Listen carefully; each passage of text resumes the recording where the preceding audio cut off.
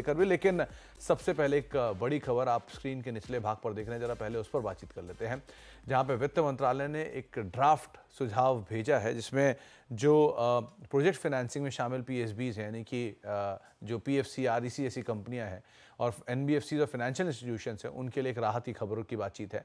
सूत्रों के मुताबिक वित्त मंत्रालय ने प्रोजेक्ट फाइनेंसिंग नॉर्म्स को लेकर आरबीआई को नरमी बरतने का एक सुझाव दिया है।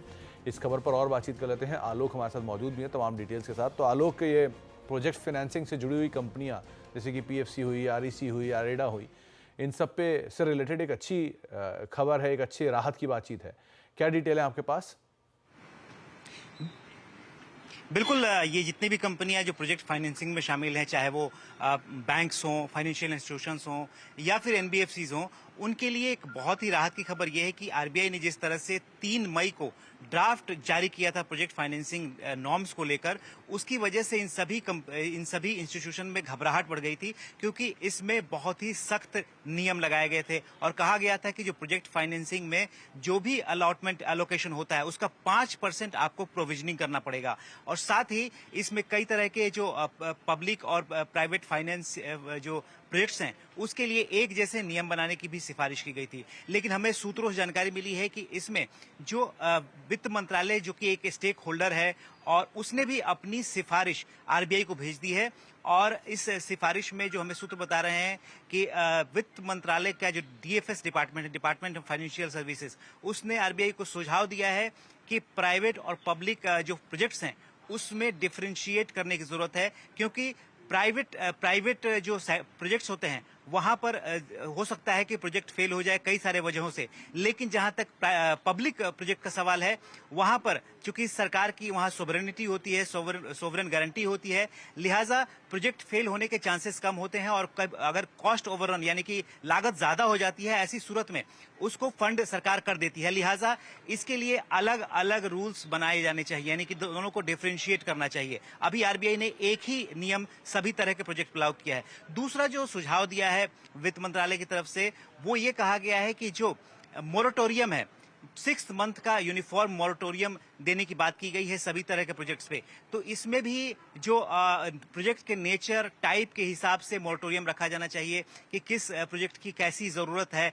जबकि आरबीआई ने अपने जो ड्राफ्ट नॉर्म में सभी के लिए यूनिफॉर्म 6 मंथ का मोरेटोरियम रखा है। तो इस पर भी जो सरकार है, वित्त मंत्रालय है, वो डिफर कर रहा है और कह रहा है कि इसमें थोड़ा नरमी बरतने की जरूरत है।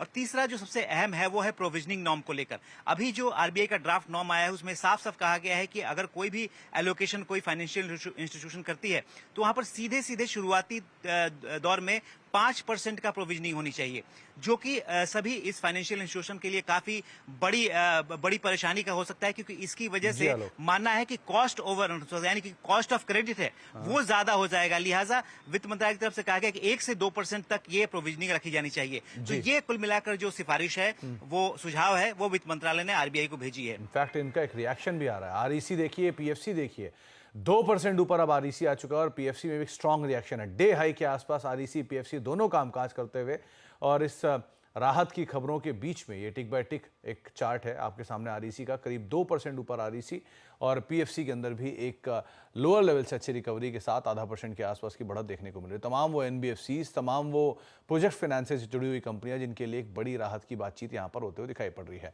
इस सब के सब शेयर इस समय एक अच्छी तेजी में ट्रेड कर रहे हैं। बहुत बहुत शुक्रिया आलोक, इस पे आगे भी हम आपसे बातचीत करते रहेंगे। आशीष सर, आप शुरुआत करिए जरा आरईसी पीएफसी के साथ ही, फिर हम निफ्टी पे भी आएंगे। आरईसी पीएफसी में एक अच्छा मूव आया है, क्या करना चाहिए यहाँ पे?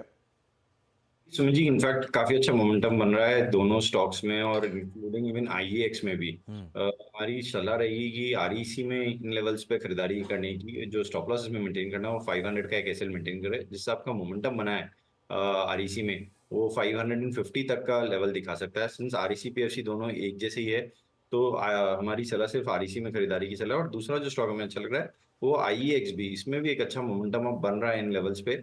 और जिस हिसाब से स्ट्रक्चर बना है आईएक्स का, हमें लग रहा है कि यहाँ पे भी खरीदारी की जा सकती है पावर सेक्टर के रिलेटेड न्यूज के परचेज करना है तो 192 का एक टारगेट के लिए इसमें खरीदारी करने की सलाह है। जो स्टॉप लॉस इसमें मेंटेन करना है वो 178 का एक एसएल मेंटेन करें। तो पहला है पीएफसी जहां पर एक अच्छा अपमूव माफ कीजिएगा आरईसी जहां पर एक अच्छा अपमूव देखने को मिल रहा है, डे हाई के आसपास है। और दूसरा है आईईएक्स, जिन दो शेयरों के ऊपर आपको नजर रखने को, लेकिन एक अच्छा रिएक्शन तमाम शेयरों में है। आईईएक्स, आरईसी, पीएफसी, आईरेडा, इन सब में बढ़िया अपमूव आता हुआ दिखाई पड़ रहा है।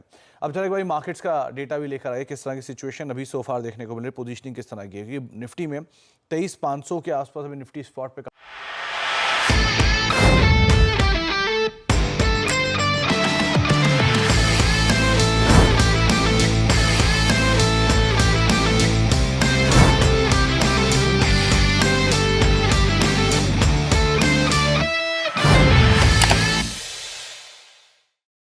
बता दें कि मनी कंट्रोल पर दिए गए विचार एक्सपर्ट्स के अपने निजी विचार होते हैं।